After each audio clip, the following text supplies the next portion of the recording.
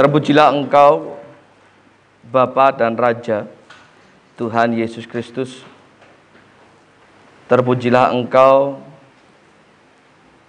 Tuhan dan Juru Selamat hidup kami, yang sudah mengkaruniakan segala yang terbaik, termasuk keselamatan kekal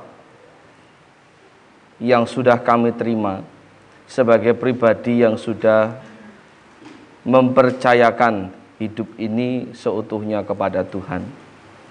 Dan kami pun berserah atas segala yang sudah terjadi dan yang akan terjadi. Kami percaya bahwa tidak ada satupun kisah di dalam hidup kami yang akan terjadi jika bukan karena Tuhan yang mengizinkannya. Dan kami percaya pula apa yang Tuhan izinkan terjadi adalah sebaik-baiknya berkat untuk kami terima dan kami nikmati di dalam kehidupan kami. Termasuk pertemuan kami pada pagi hari ini menjadi anugerah dan bentuk kasih Tuhan, di mana Tuhan sudah memperkumpulkan, mengantarkan kami hingga sampai di tempat ini untuk beribadah, memuji dan menyembah Tuhan. Dan istimewa juga kami kembali berkesempatan untuk belajar bersama-sama akan kebenaran firman Tuhan. Biarlah kiranya Tuhan yang membuka hati serta pikiran kami, juga Tuhan memberkati mata dan telinga kami untuk benar-benar fokus dan menerima serta menikmati firman Tuhan ini menjadi pembelajaran, menjadi cerminan, dan menjadi pedoman di dalam kami menjalani kehidupan kami sebagai pribadi yang sudah diselamatkan oleh Tuhan. Pakai hamba-Mu yang penuh dengan keterbatasan ini. Engkau Tuhan yang maha sempurna, yang tak terbatas, yang akan menyempurnakan segala sesuatunya. Berkati ruangan ini, berkati sekitar kami, supaya nama Tuhanlah yang dipermuliakan saat kami mendengarkan dan belajar bersama-sama kebenaran firman Tuhan ini. Terima kasih Tuhan. Dalam nama-Mu Tuhan kami Yesus Kristus kami berdoa dan mengucap syukur. Amin. Shalom. Selamat pagi. Akhirnya ya. Matur nuwun Bapak Ibu Saudara yang sudah menolong dalam banyak hal saat kami harus diizinkan Tuhan untuk beristirahat. Dan matur nuwun juga terus mendukung dan juga tetap setia dalam kegiatan-kegiatan gereja walaupun harus diadakan secara online. Itu membuktikan bahwa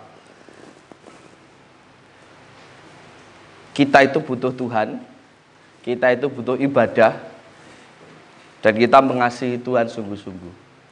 Yang tidak bisa mengikuti ya mungkin karena ada kegiatan lain atau mungkin keterbatasan lain. Seperti yang saya sampaikan dalam khotbah online. Nggak hanya sekolah tapi juga khotbah juga online. Tema pada bulan Maret ini mengacu kepada hidup sebagai pribadi yang bertanggung jawab. Masih dalam konteks besar untuk menjadi pribadi yang dewasa dan didewasakan di dalam Tuhan. Tanggung jawab ini adalah satu wujud yang tidak bisa dipisahkan dari orang yang dewasa. Anak-anak pada umumnya akan sangat dimaklumi ketika mereka tidak mengerti apa yang menjadi tanggung jawabnya. Jangankan anak-anak seusia De Esther ini, seusia Sifra atau bahkan Maziskia pun kadang orang ngerti tanggung jawab. Maaf bukan ngelek-ngelek tapi contoh, ayo jujur. Mandi le radio oyak-oyak mandi pun enggak? Padahal mandi itu juga salah satu tanggung jawab, itu baru mandi. Maem kadang leren dieling nih, kecuali Sifra. Dia yang ngeleng ke orang tua nih, kapan aku maem? Maem apa aku? Nah itu Sifra. Belum tanggung jawab yang lain. Belajar.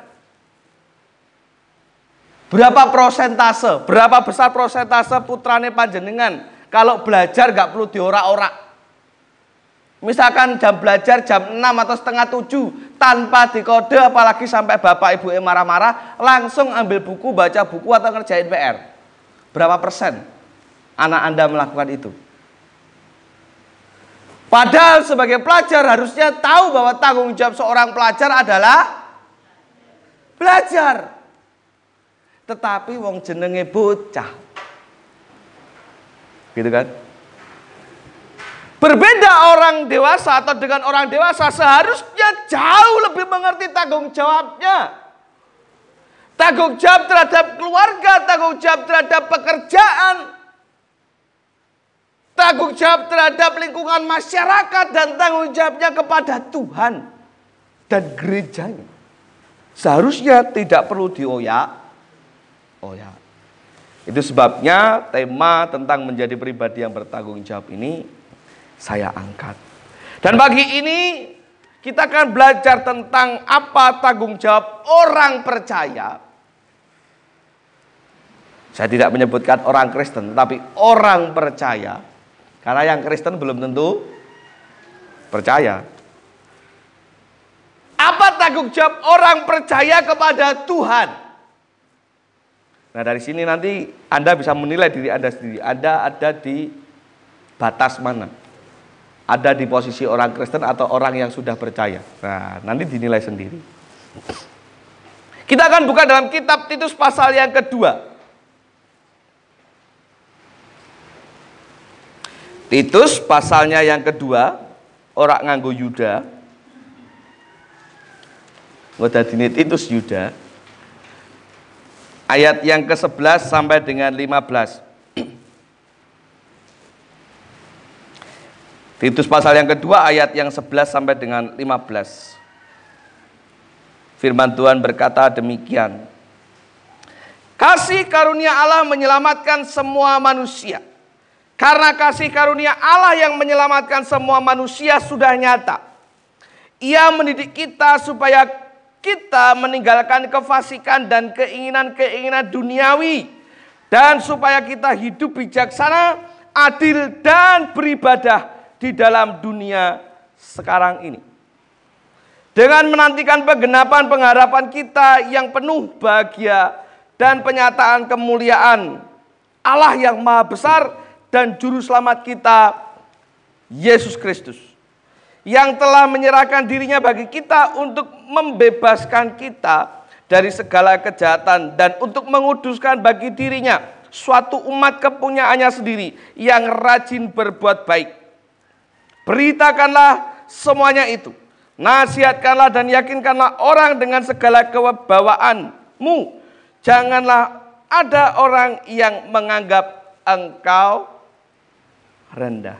Melalui surat Paulus kepada Titus yang saat itu melayani di wilayah Kreta atau satu bagian kota di wilayah Yunani. Orang Kreta ini unik Bapak Ibu Saudara. Terkenal dengan kebohongan. Atau wong iki suka tipu-tipu. Atau orangnya itu mayoritas tidak jujur. Senengane ngapusi.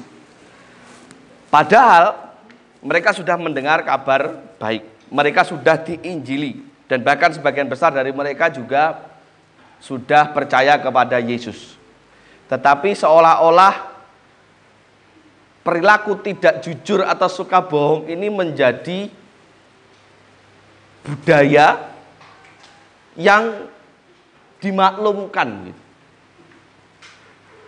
Karena sudah berjalan turun-temurun seolah-olah begitu. Makanya saya berkata kepada panjenengan, budaya MTG di Kembangkarum itu harus diputus. Loh ya toh, budaya MTG atau mutung itu harus diputus. Jangan jadikan itu satu hal yang maklum. Yo maklum tuh Pak, jangan. Nanti jadi koyok wong kereta nanti. Yang tidak mengerti tanggung jawabnya kepada Tuhan, padahal mereka sudah mengenal Tuhan. Khususnya melalui pemberitaan Injil yang disampaikan oleh Titus kepada mereka. Nah, apa tanggung jawab kita sebagai orang percaya kepada Tuhan? Karena manusia itu adalah makhluk yang istimewa, saya bilang. Ciptaan Tuhan yang istimewa dibandingkan ciptaan yang lainnya. Yang memiliki akal budi pikiran, yang memiliki kebebasan, lebih bebas daripada ciptaan-ciptaan yang lain. Hewan apa Anda sebutkan?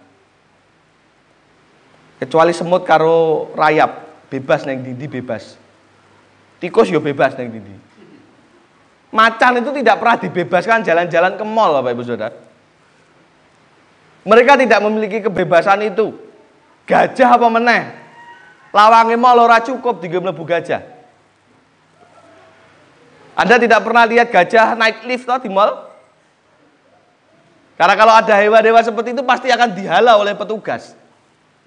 Tetapi manusia bebas. Ya kan? Bebas mau kemana saja bebas. Asal tidak COVID. Nah, zaman sekarang kan gitu. Kalau COVID ya kudu isoman. Walaupun akeh sing nyolong-nyolong. Nah, menjadi lebih istimewa ketika kita menjadi pribadi yang sudah menerima Yesus Kristus sebagai Tuhan dan Juru Selamat. Menjadi orang percaya. Nah, itu lebih istimewa lagi. Ada karunia, ada anugerah, ada berkat keselamatan yang tidak diberikan kepada siapapun selain kepada orang-orang percaya. Tetapi perlu diingat Bapak Ibu Saudara, kalau jenengan suka nonton Spiderman, dulu pernah tak ungkapkan juga ini. Pamannya Spiderman itu pernah ngomong sebelum mati, sebelum meninggal, itu ngomong kepada Spiderman, menasehati, semakin besar kekuatanmu, maka semakin besar tanggung jawabmu terhadap kekuatanmu itu, terhadap orang-orang di sekitarmu. Itu nasihat. Nah, sama semakin banyak berkat, semakin banyak anugerah yang kita terima, termasuk keselamatan, maka semakin besar tanggung jawab kita. Nah, apa itu? Yang pertama, karena kita sudah dianugerahkan dengan keselamatan, seperti yang tertulis di dalam kitab Titus pasal 2 ayat yang ke-11. Karena kasih karunia Allah yang menyelamatkan semua manusia sudah nyata, maka setiap kita bertanggung jawab untuk tidak menyia-nyiakan anugerah yang sudah diberikan kepada kita. Yang pertama, jangan pernah sia-siakan anugerah keselamatan yang sudah diberikan Tuhan kepada kita. Anda dan saya sudah diselamatkan oleh Tuhan. Maka jangan sia-siakan itu. Jangan menjadi seperti orang kereta yang sudah diselamatkan namun hidupnya dihabiskan dengan kesia-siaan. Masih memiliki atau mempertahankan budaya-budaya yang tidak berkenan. Masih melakukan hal-hal yang tidak berkenan. Dan mungkin sama seperti hidup kebanyakan orang Kristen pada masa kini. Orang Kristen, saya bilang, tak tekankan lagi. Sing jarene Kristen, yang katanya Kristen namun hidupnya penuh dengan kesia-siaan. Apa itu contohnya? Jake kok wong Kristen sing males nang gereja. Nggih napa mboten? Masih banyak kok orang Kristen yang malas ke gereja, mencari-cari alasan untuk tidak ke gereja. Oh lah gare pendetane kae kok. Oh lah gare perancange ngono. Oh lah gare jek enek Pak kae kok, kakean alasan. Males-males wae. Tidak usah mencari-cari alasan. Mungkin memang benar pendetone tidak sempurna, karena memang tidak ada manusia yang sempurna. Mungkin memang benar perancangnya atau ada 1, 2, 3 orang di jemaat yang tidak sempurna, karena memang tidak ada yang sempurna. Tetapi jangan jadikan itu alasan untuk kita tidak datang kepada Tuhan.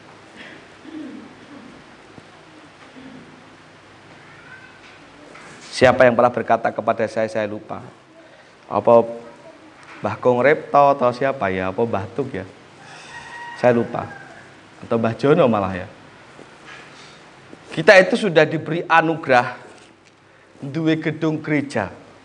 Sing mapan, sing bisa dibilang ya cukup nyaman. Sepanjang saya melayani ada berapa tahun? 13 tahun, ini tahun ke-13 saya di Kembang Harum. Saya tidak pernah dan jangan sampai pernah menyaksikan gereja ini diopiak-opiak suruh bubar. Artinya cukup nyaman dan bahkan aman untuk kita beribadah. Nih ya jake sing nyiak-nyiak nih. Dengan apa? Males nih gereja. Mencari-cari alasan untuk tidak gereja. Itu sing ketok. Sing gak ketok ada ndak? Banyak. Banyak orang yang katanya Kristen tapi malas berdoa. Banyak orang yang katanya Kristen tapi malas membaca firman Tuhan. Itu sama dengan menyanyiakan keselamatan yang sudah diberikan kepada kita. Tuhan sudah mati bagi kita dengan darah yang tercurah. Tapi kalau kata lagu, apakah balasanmu? Tidak ada Tuhan. Mana? Jangan sia-siakan apa yang sudah Tuhan berikan bagi kita. Dan tanggung jawab kita adalah tidak menyia-nyiakan apa yang sudah Tuhan beri. Yang tadinya malas, ya aja malas. Baik itu berdoa, baik itu baca firman, baik itu ke gereja, baik itu berbuat baik, aja males. Jangan sia-siakan apa yang sudah Tuhan berikan. Wujudkan, tunjukkan, bukan kepada manusia lain, tetapi tunjukkan kepada Tuhan, aku wis jenengan paringi, dan ini saya jaga dan saya hidupi. Kan gitu toh? Misalkan kalau jenengan dikasih pakaian, baju sama seseorang, atau taruhlah saya memberi baju ke jenengan. Baju itu jenengan apa nih? Baju yang tak paring itu jenengan apa nih? Gue gombal? Dipakai? Kapan makainya? Lek saya begitu wis tak ubah tak pakai. Dan bahkan akan sering saya pakai di depan orang yang memberi kepada saya. Karena apa? Saya tidak mau menyia-nyiakan kebaikan orang lain. Bukan untuk menjilat ben sesuk ditumbas ke meneh, bukan itu. Lek tumbas ke meneh ya matur nuwun, berkate double. Bukan gitu toh? Tapi bukan itu tujuan saya. Satu, saya tidak mau menyia-nyiakan apa yang sudah diberikan, tak manfaatkan, tak pakai. Lek perlu di depan orangnya. Mengapa? Yang kedua, supaya orang itu senang ketika apa yang dia berikan dihargai. Kan begitu toh? Nah, bagaimana dengan Tuhan yang sudah memberikan segalanya bagi kita? Ya jangan sia-siakanlah. Kesempatan untuk kita beribadah, kesempatan kita untuk bercakap-cakap langsung dengan Tuhan jangan disia-siakan. Itu satu apa bahasa tradisional, satu privilege. Privilege itu apa? Satu keuntungan bagi kita. Yang kalau nyuwun, yang kalau berdoa langsung kepada yang punya, nggak perlu peran tara. Loh, itu kan satu keuntungan toh. Ngono jake sing nyak-nyakke. Ana sing emoh berdoa, ana sing senengane didongakne karo wong sing jarene pinter. Mongko mung jarene. Pak Batiar kalau mau mancing ana rumusnya enggak? Apa kok orang yang katanya pintar dulu? Loh, ada loh mancing itu rumusnya. Engkau kudu mancing juga sing sisih kidul madepe ngetan. Lah bingung toh? Loh, ada enggak Pak ya kayak gitu? Ada, beneran. Karena omku seneng mancing. Apalagi kalau lomba. Ojo juga sing sebelah lor, juga sing sebelah kidul. Engkau uncalke sebelah etan, ono lho. Menang, ora. Wong pinter mung jarene kok. Lek jare iklan kan wong pinter kalah karo wong bejo to. Ono sing luwih bejo entuk lele, luwih gedhi menang. Oh bejo. Makanya jangan sia-siakan itu yang kedua. Apa tanggung jawab kita sebagai orang yang sudah percaya? Seperti ayat yang ke-12 mengatakan bahwa ia mendidik kita supaya kita meninggalkan kefasikan dan keinginan-keinginan duniawi, supaya kita hidup bijaksana, adil, dan beribadah di dalam dunia sekarang ini.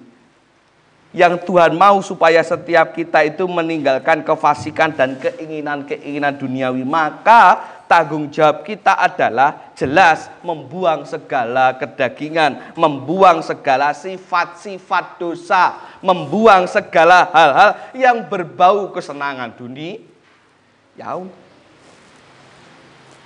Itu tanggung jawab kita. Sebab harus ada perbedaan sebelum dan sesudah menerima Kristus. Makanya saya memberi judul ini tanggung jawab kepada Tuhan bagi orang yang percaya, bukan orang Kristen. Nah, orang yang sudah percaya haruslah membuang segala kedagingannya. Lah wong Kristen piye, Pak? Oh, saya wong dadi Kristen KTP tok ya akeh kok ya wis kono-kono gitu. Kalau kamu menjadi percaya Yesus ya ini. Lho kok ya angel men Pak ternyata. Lho jare sapa gampang mikul salib.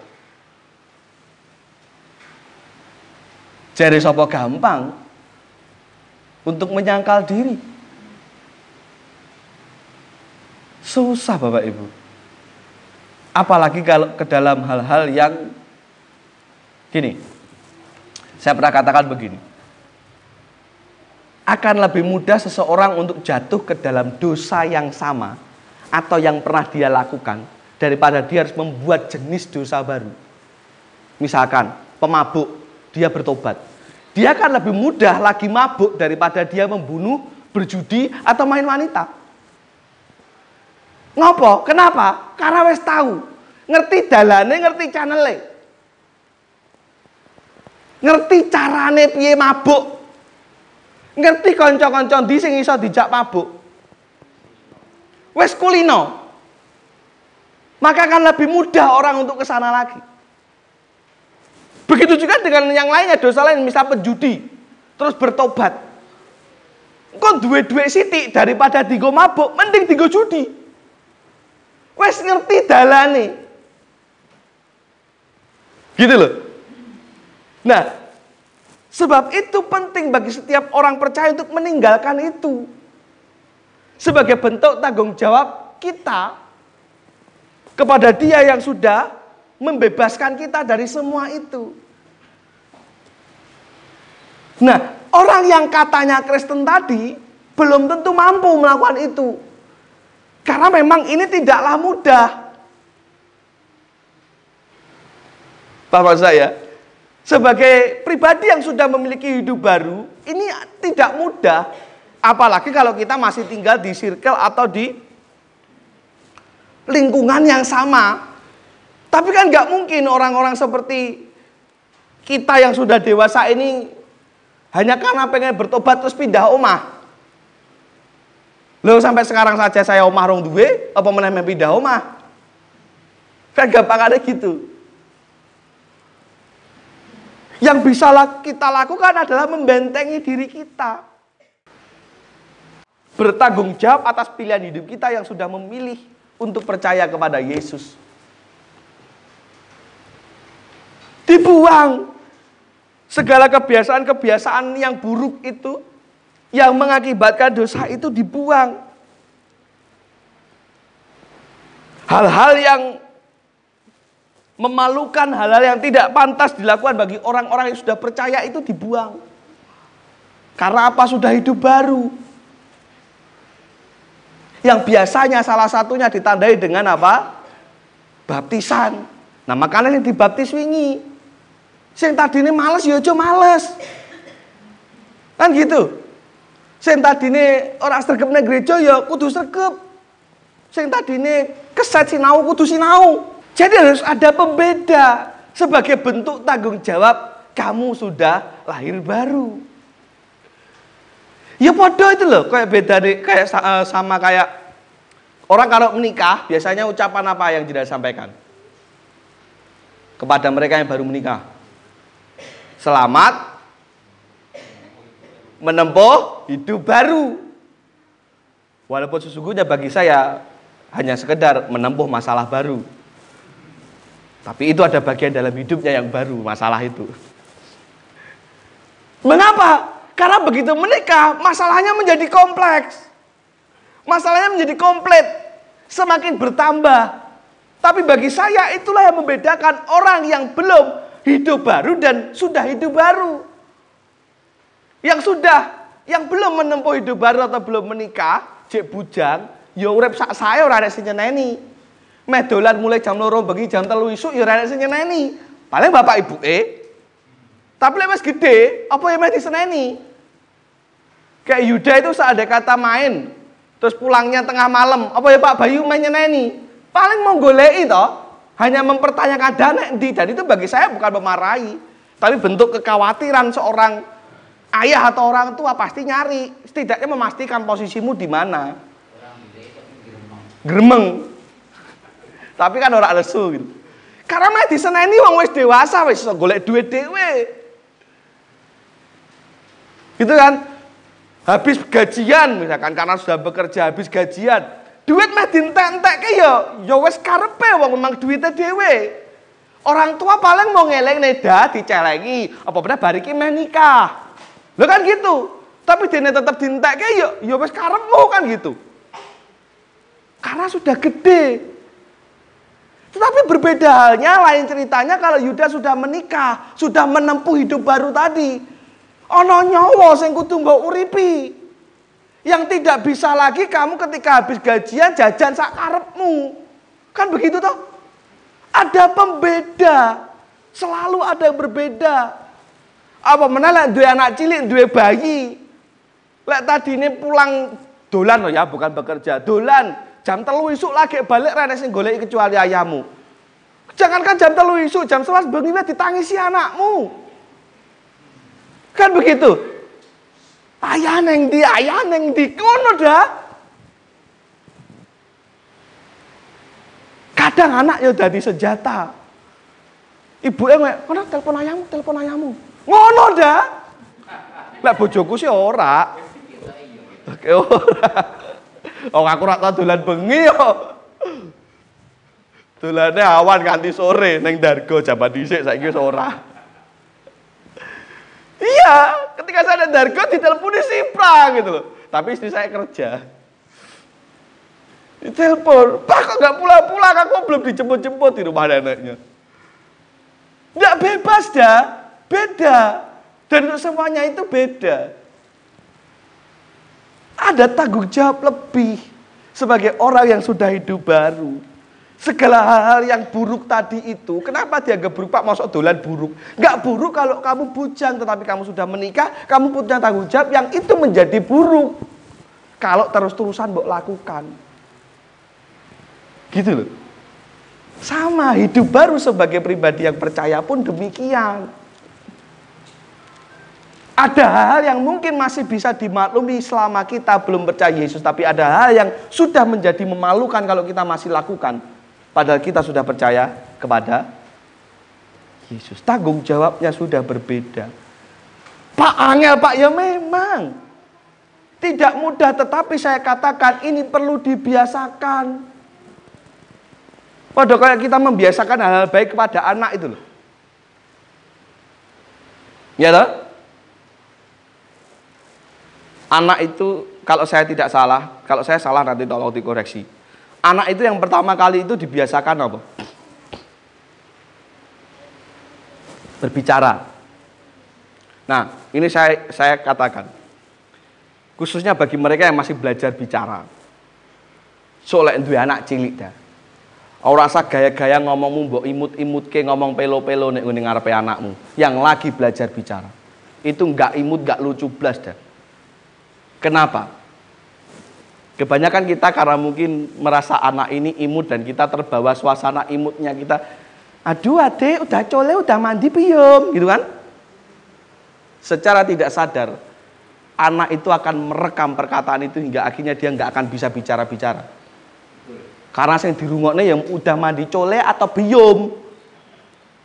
Katakan dengan cetok kalau mau membiasakan anak ngomong, "Dek sudah mandi sore atau belum?" Jelas.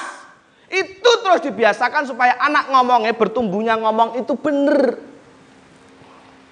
Jadi Pak, ora usah gaya sok diimut-imutne blas ora imut dah wong jenggoten. Ora imut. Terus lek wis ngomong dipelok-pelokne ngono walau jenggoten jek imut ora lucu blas ora.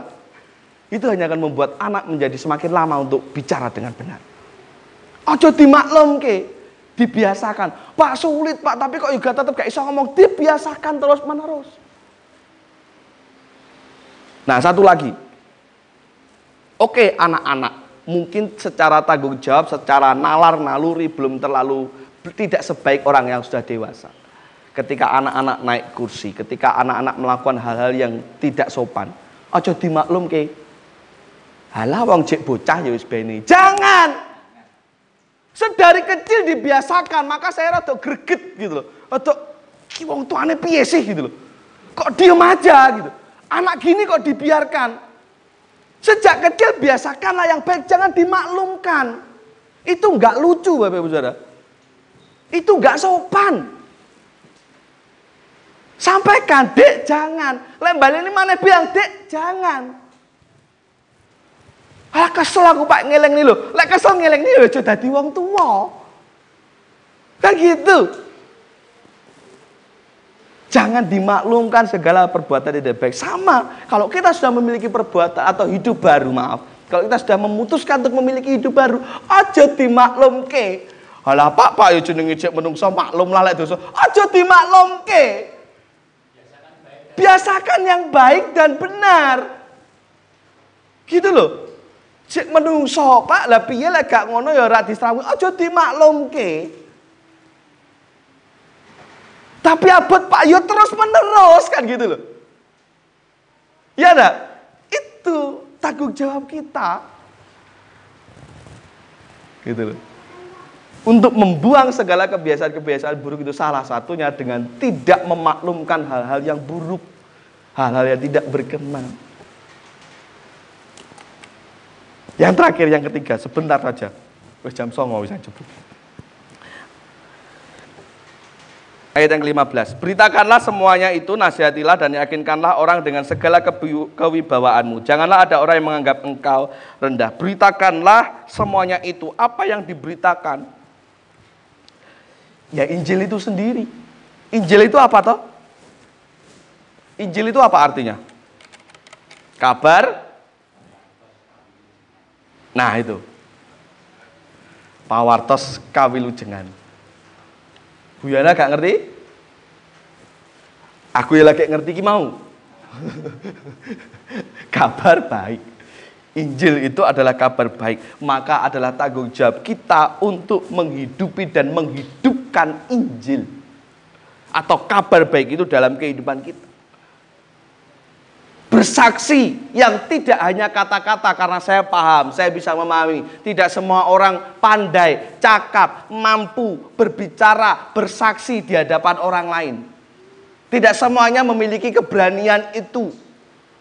Tetapi setidak-tidaknya semua orang bisa melakukan perbuatan baik sebagai bentuk tanggung jawab kesaksian kita tentang Injil yang sudah kita yakini. Maka ya jangan lelah untuk berbuat baik dan menjadi orang baik. Itu salah satu bentuk tanggung jawab kita terhadap Injil. Menghidupi Injil dalam kehidupan kita. Kan saya sudah pernah katakan, jadi orang itu jangan suka menyakiti orang lain. Jangan suka mempermalukan orang lain. Jangan sukanya mengecewakan orang lain. Dan apalagi merugikan orang lain. Itu bukan ciri-ciri orang yang baik. Itu bukan hidup orang yang baik. Mosok mengabarkan berita baik tapi nyakiti orang?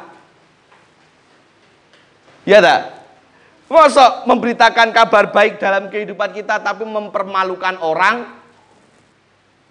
Ngomongnya atas nama kebenaran, tetapi caranya mempermalukan orang lain dengan cara mempermalukan orang lain. Itu namanya tidak memberitakan Injil, walau sebenar apapun yang kita katakan. Apalagi kita itu hidup dengan budaya ketimuran. Apalagi kita itu manusia yang spesial, tadi saya katakan, orang mergo nganggo telur. Dalam martabak kan spesial nganggo telur.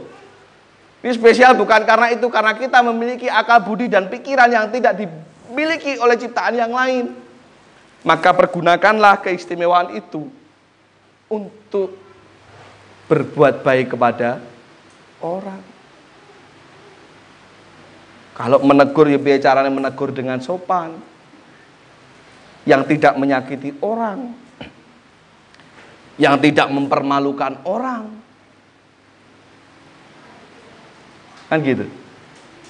Itu tanggung jawab kita kepada Tuhan, menghidupkan Injil, kabar baik itu, kebaikan-kebaikan itu dalam hidup kita.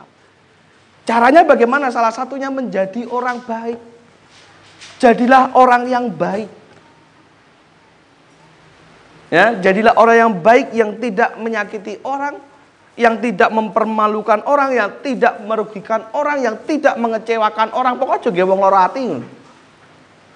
Padahal aku sapi tapi orang lain lara ati, wis ben urusannya dia dengan Tuhannya.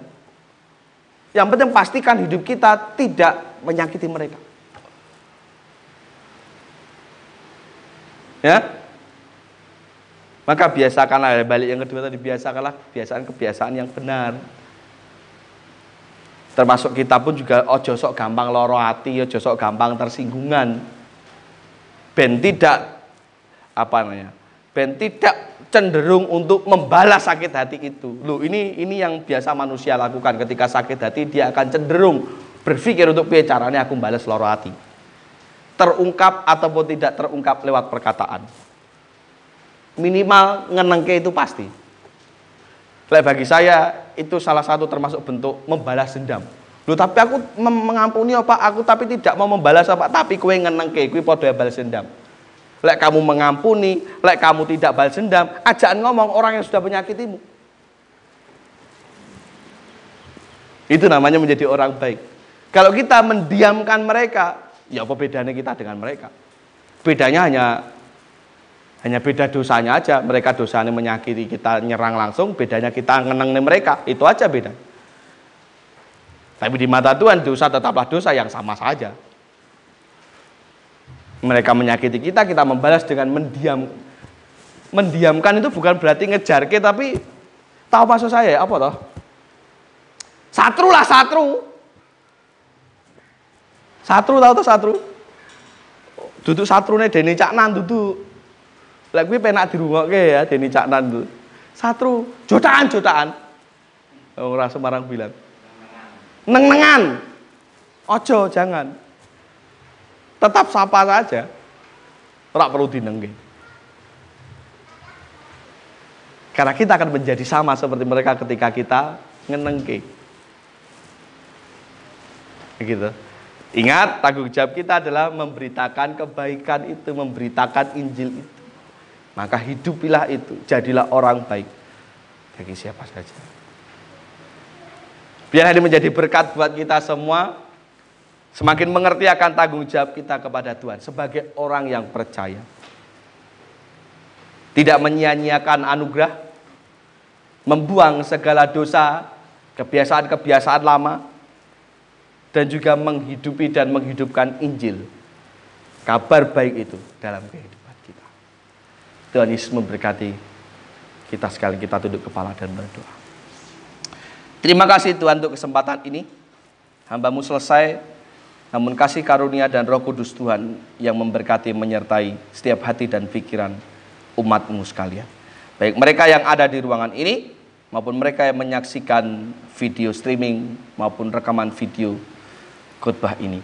Tuhan memberkati mereka sekalian, memudahkan jalan mereka untuk menjadi pribadi yang bertanggung jawab dan pribadi yang senantiasa rindu menyenangkan Tuhan dalam segala hal. Terima kasih Tuhan, ampuni segala dosa, kelemahan, juga kekurangan hamba-Mu. Engkau yang menyempurnakan segala sesuatunya. Dalam nama-Mu Tuhan Yesus kami berdoa dan mengucap syukur. Amin.